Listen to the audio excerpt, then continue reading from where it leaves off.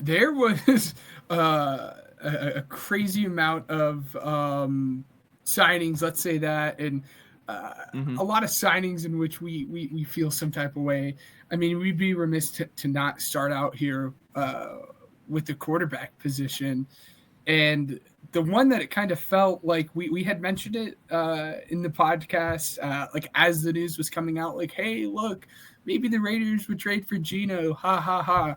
Wouldn't that be really funny? And then like 2 days after that trade had went through, um, and it kind of felt like it was always going to be Sam Darnold after that.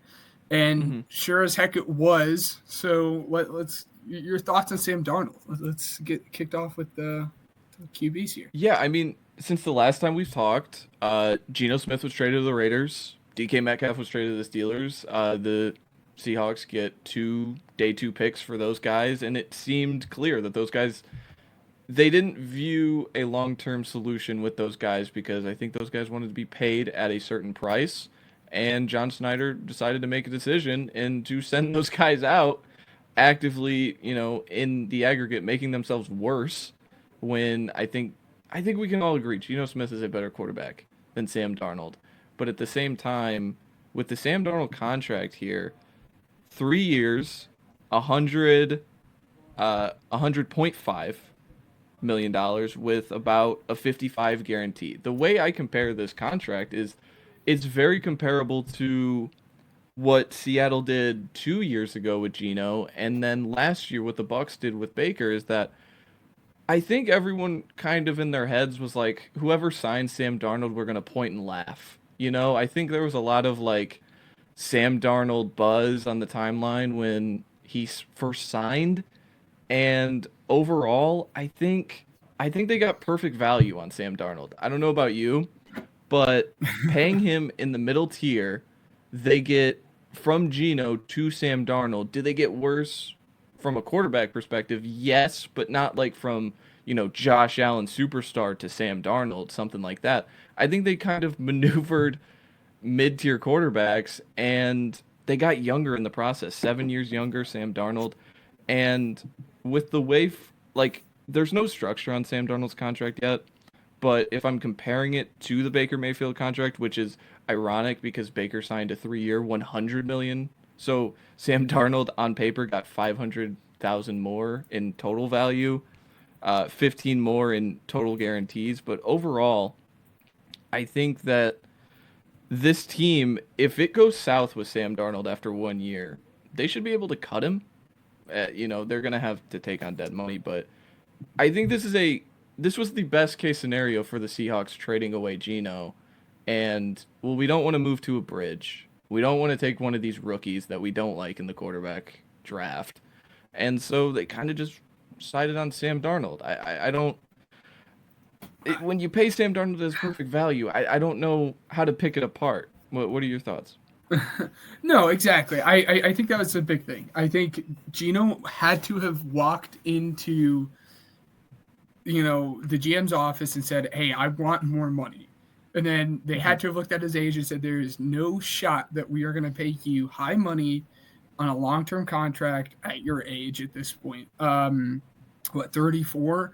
It Mm-hmm. just was not going to happen. And now trading him and getting Sam Darnold now offers you that flexibility to have your bridge quarterback, but then also take someone within the next, this year if they're really in love with Jackson Dart, which it's a Mm-hmm. conversation for another day, or if they want to wait until next year with a better quarterback class that offers them the flexibility as well to take this guy and let him sit behind Sam Darnold if they want, kind of like the Vikings had did with JJ McCarthy, obviously Yeah. not within the same scenario, but it allows them that flexibility where they're not fully committed to this guy at the long term, but still have a quarterback for the now while still not giving up the future. So I really do think it was the best of both worlds for this signing. And again, it kind of felt like it was going that way anyways. Um, Mm-hmm. I liked it, but the other quarterback that had made splash, I guess, signings, we had talked about it. As soon as Sam Darnold had signed with the Seahawks, I was like, well, it seems like Justin Fields is going to be staying with the Steelers. And I mean, right after I had sent that text off, Ryan said, "No, I would love for him to go to the Jets." And then 5 minutes later, there you go, 2 years, $40 million. Uh, Thoughts on the Justin Fields contract? Exciting. Uh, it's a lot. Like, I don't want to sit here and say that it's a detrimental amount of money, but 2 years, $40 million for Justin Fields, who all anyone's really analysis on Justin Fields, it's all the same. Well, he has flashes of really good quarterback play, and then the rest happens. So it's one of those things that's like this doesn't strike me as a long-term answer, but at the same time, with the quarterback position, I think it's just a way to kind of eat away the dead cap that you just told Aaron Rodgers to just go away. Please just go away. We'll do our own thing. I want nothing to do with you in Aaron Glenn's sense. And I think Justin Fields is just going to be a guy that runs around for a 5-win football team next year. And the way the contract looks structured is that the cap hit is really low in Mm-hmm. year 1, and year 2 is where the big bumps come. So I think the Jets are in I think they're thinking we have a quarterback, and we're gonna have a quarterback for the next 2 years through the duration of his deal. I thought it would have been front loaded. I really do. I really thought they were gonna pay the quarterback position with Rodgers' dead money and Fields' front loaded contract, and we can get out of this next year, just like Seattle. Like if we want to get a guy next year and Fields runs around and wins 5 games, and we could get a guy. And I think that's still on the table, but just seeing the contract structure is fascinating. And then the 30 million guarantees. Like 75% of his contract is guaranteed up front. So it's fascinating. Your thoughts? Yeah, it. I mean, to be honest, it's going to be fun to see him back in the same offense with his guy Garrett Wilson, and I do Hmm. think that was the big appeal. There are teams with a guy like this in Justin Fields, a guy that has the potential to be as good as he is. I mean, that's why he was a first round pick. He's a good runner. He has the ability to be a good passer. I'm not saying he is, but the ability is there. So it is going to be hard for a team to not want to say, we can fix that. Come in the building and we can fix that. And I think that's obviously what the Jets are doing. They said, hey, this is going to be a good scenario for you. We have a head coach that we think is going to really build a good culture for you. But now you can step in and play with a guy who is widely regarded as a good wide receiver and a guy Hmm. that you have very, very good chemistry with. And I think that's really the big reason. I really like that signing, and it really felt like down the stretch that he wasn't going to be a Steeler at that point, just because Hmm. they had benched him after he went 3-1. Why would you want to go back into that scenario? I mean, you could get into the DK and George Pickens of it all, but I think he wanted to go to a team that was going to give him a shot, and that's going to be the Jets in a situation where you at least have talent and talent that you're familiar with. Um, Hmm. Again, interesting contract structure, that's for sure. But I think of all the places, this is probably the best place that he could have landed.